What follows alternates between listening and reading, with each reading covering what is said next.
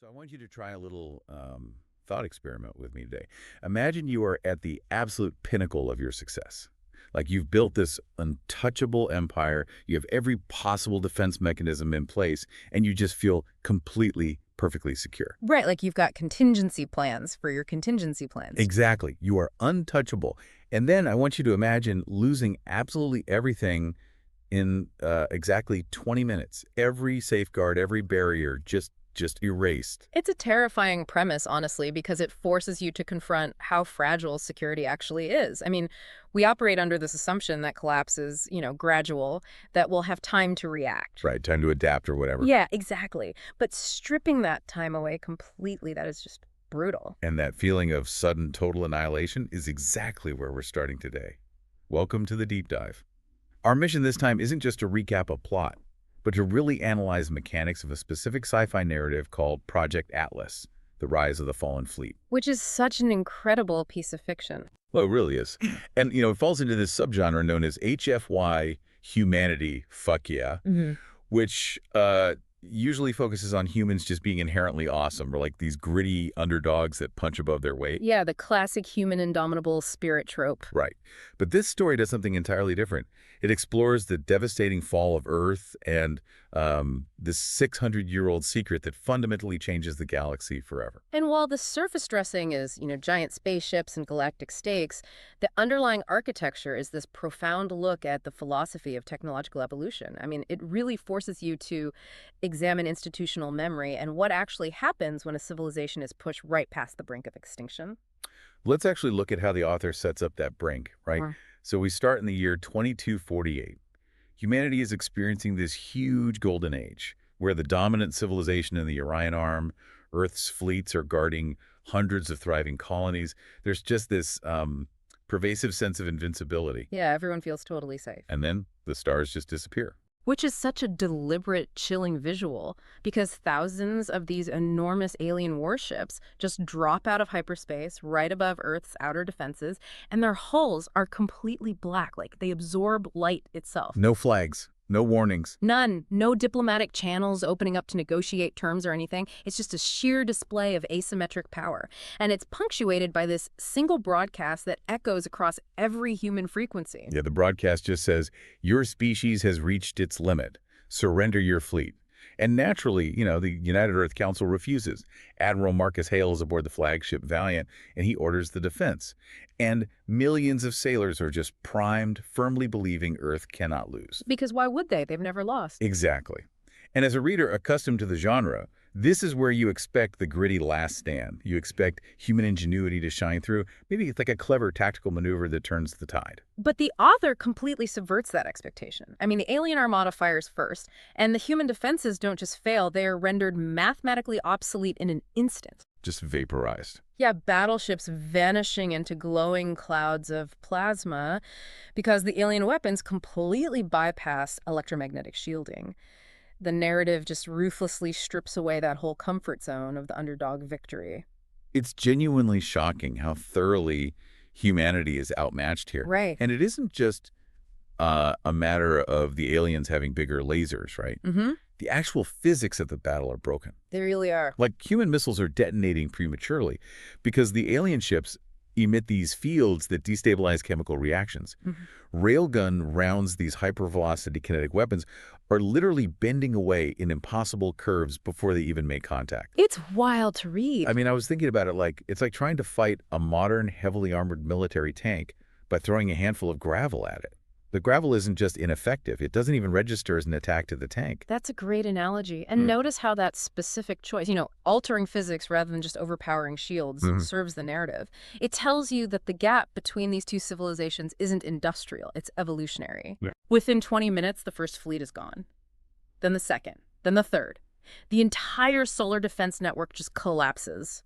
By erasing the whole human military apparatus in the time it takes to commute to work, the author establishes an impossible set of stakes. It creates this absolute vacuum of hope. You have burning wreckage filling Earth's atmosphere like falling stars. The galaxy is celebrating the defeat of the mighty humans, and you're just left staring at a dead end. How do you possibly write your way out of a corner this dark? Well, if you look at historical extinction events or societal collapses, survival rarely comes from the strongest remaining bastion. Oh, interesting. It usually comes down to a single overlooked detail, a localized anomaly that the conqueror just fails to account for because, well, it doesn't even register as a threat to them. Which perfectly frames what happens next. Hmm. So the alien warships are approaching Earth orbit. They're preparing to occupy the planet. But there is this one severely damaged human cruiser that manages to slip away into the dark. Barely hanging on. Yeah, barely. And Captain Lena Ross is at the helm. She transmits this final, highly encrypted emergency signal to any surviving humans, and she broadcasts, "Our fleets are gone, but do not surrender. There is still Project Atlas." And the alien commander actually intercepts this signal. Yes. But he just laughs it off. He dismisses it entirely because his sensors show zero military capability left in the solar system. He assumes it's just this psychological coping mechanism of a dying species. Right. He thinks it's just false hope. Exactly. He fails to realize that the signal isn't meant for a hidden fleet behind the moon or something. It's traveling far beyond known space. And this concept of Project Atlas is where the story shifts from a military defeat to, like, a systemic mystery. Because we discovered this isn't a backup fleet built in secret 10 years ago. It was an experimental colony launched 600 years prior, sent to an uncharted galaxy. Just incredible scale. Yeah. And its singular mission was a contingency plan. If Earth ever falls, return.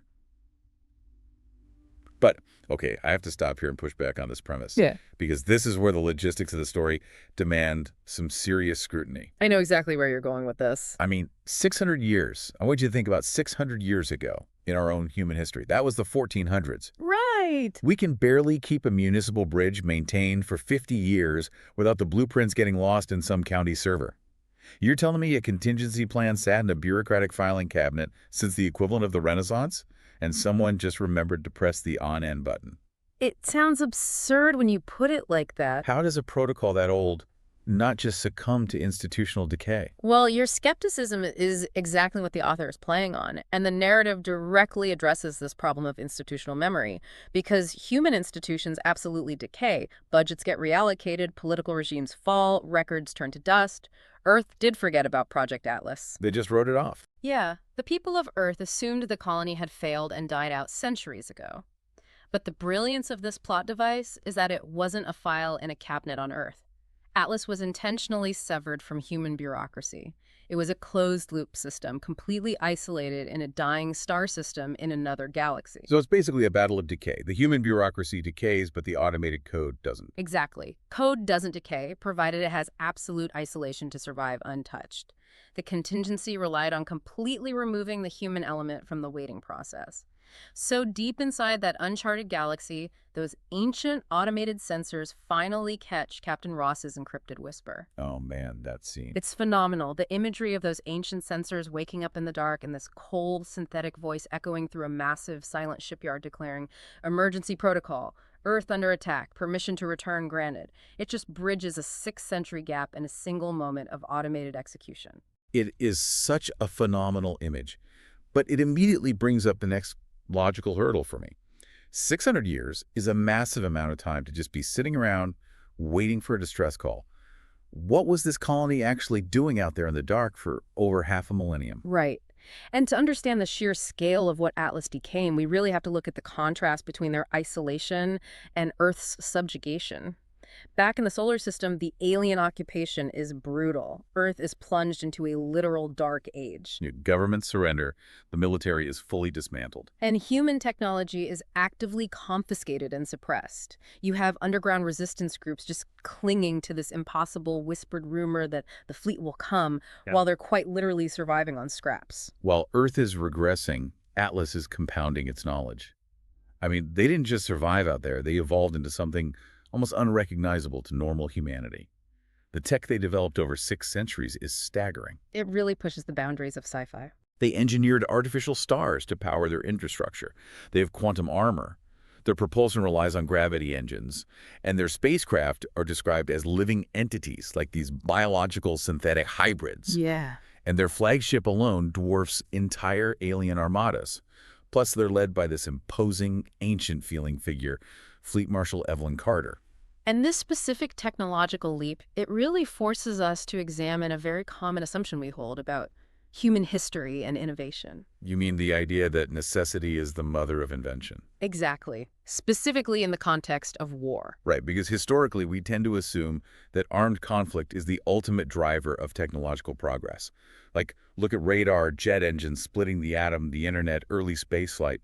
So much of our real-world technological acceleration was birthed from military funding during wartime. It's a standard narrative, yeah. So it really begs the question, how did this isolated Atlas colony achieve this god-tier, physics-breaking technology through 600 years of total peace? Well, the author completely flips that war drives innovation theory on its head. Consider the sheer friction of a wartime economy. Think about how much of a civilization's resources, capital, raw materials, cognitive labor, supply chains, are poured into defensive posturing. It's staggering. You spend trillions building weapons, destroying enemy infrastructure, and then rebuilding your own bombed cities. It is a massive thermodynamic drain on a society. The narrative here asks you to imagine a civilization that takes all of that friction, all of that resource drain, and just removes it entirely for 600 years. Wow. So they took the ultimate peace dividend and reinvested it. Yeah. Like, without the constant paranoia of being attacked, they weren't wasting brilliant minds on building better missiles. They put 100% of their GDP and cognitive surplus into pure science. And when you compound pure scientific discovery over 6 centuries without the constant reset button of war, the growth curve goes vertical. Their evolution wasn't driven by the desperate short-term need to kill an enemy. It was driven by the unbounded long-term pursuit of understanding the universe. That distinction fundamentally changes not just what they build, but how they fight. Which brings us to the climax of the story. I mean, the most shocking battle in this universe's history. It's so good. Back in our solar system, the alien empire is fully entrenched. They're strip mining Earth. And then every alien sensor across the system detects a massive gravitational disturbance right outside the orbit of Pluto. And the text emphasizes that this isn't just a military fleet emerging from dimensional gateways. It's an entire civilization on the move. Millions of enormous vessels carrying technology centuries beyond anything the galactic community has ever even theorized, just cracking space itself open. And the alien commander is staring at his tactical screens in total disbelief. His computers are telling him that the mass readings are impossible, that humanity just cannot possess vessels of that size. And then Atlas broadcasts a single message to the invaders. This is Atlas Fleet. You attacked our home. You made a terrible mistake. And of course, the alien empire responds the only way a conquering force knows how, with overwhelming, destructive, kinetic and energetic force. They scramble every remaining battleship, they charge up planet-killer weapons, they fire these massive plasma cannons designed to glass continents. And the result is the ultimate anticlimax. Yeah. The human shields just absorb all of it like a sponge. The highly anticipated battle for the fate of Earth, like the clash you've been waiting for since Chapter 1, lasts exactly 37 seconds. 37 seconds. I couldn't believe it. That is less time than it takes to microwave a cup of coffee. Yeah. There are no giant explosions. There are no massive fireballs in the vacuum of space. The Atlas ships just answer the planet killers with a single synchronized pulse. And instantly, every enemy ship shuts down. Complete silence. Connect this back to how Atlas spent their 600 years of peace. It makes perfect thematic and scientific sense. Because they evolved through an ultimate understanding of unified physics, rather than through the iterative improvement of ballistics, their weapons aren't messy. No, they're precise. Think about how we currently fight kinetic energy, explosive chemical reactions. It's primitive. It is basically just throwing rocks really fast. If you have 600 years to study pure physics, you aren't throwing rocks anymore. You are altering the rules of the board. I love that. Yeah. You suppress the strong nuclear force so enemy weapons simply cannot achieve combustion. You manipulate the gravitational constant locally so their propulsion drives fail. You literally turn the enemy's physics off. It's a demonstration of absolute terrifying dominance, but without the barbaric need for bloodshed or physical destruction. It represents a highly elevated concept of warfare. They don't need to destroy the ships. They just remove the ship's ability to participate in reality. It is an incredible concept. But as a reader, even accepting the 600 years of compounding scientific interest, this level of technological superiority feels suspiciously advanced. Well, for sure. Reactors that violate established thermodynamics. Computers that can calculate probabilities so accurately they're effectively predicting the future by several seconds. Armor that heals like biological tissue. It almost feels like magic. until the author drops a massive twist about the true origin of this power. And that twist recontextualizes the entire history of Atlas. But before that is fully revealed, the narrative focuses on the immediate aftermath of this 37-second war. The alien emperor, whose armada was just rendered inert in less than a minute, is utterly broken. Understandably. He appears before Fleet Marshal Carter, completely terrified, and demands negotiations to surrender. And Carter's response is one of those satisfying moments in the genre. She looks at this being who thought he was a god, lists his crimes, destroying Earth's fleet, occupying their worlds, killing millions, and then she delivers the terms. She doesn't demand his execution. She says, now you will rebuild everything. She forces this terrifying galaxy-spanning alien empire to kneel and become a united peacekeeping and reconstruction force in less than an hour. It's a total paradigm shift. Instead of a cycle of revenge, Atlas enforces a cycle of restoration.